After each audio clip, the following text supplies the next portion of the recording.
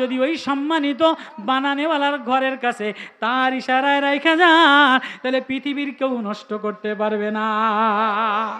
আল্লাহওয়ালার পরিবেশে যদি যাও, আল্লাহর ঘরের পরিবেশে যদি যাও, যে আল্লাহর পরিবেশে যায়, আল্লাহ বলে যে আমার হয়ে যায়, তারে কেউ নষ্ট করতে পারে না।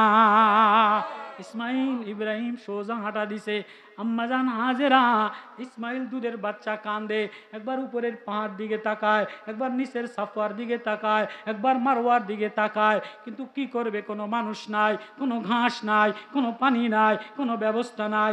ছেলে লইয়া দুইবার দৌড়াইছে, আর পারে না, ক্লান্ত হয়ে যায়, উপর হইয়া পড়ে গেছে, বুট হইয়া পড়ে যায়, কান্দে আর বলে আল্লাহ, স্বামী তোমার হুকুমে রেখে গেছে, ইসমাইলরে যদি না দেখে ইসমাইলের করুণ অবস্থা হবে। বলে ইসমাইল রে এখানে রাইখা উপরে যাও, উপরে যাও, দেখে কিছু আসেনি। আবার বাইতুল্লাহ বরাবর তাকায়, আবার নিচে নামে, 7টা চক্কর দেয়, ইসমাইল মা মা বলে কান্দে। আল্লাহ বলে পানি বাইর করে দিলাম, জমজম পানি বাইর করে দিলাম।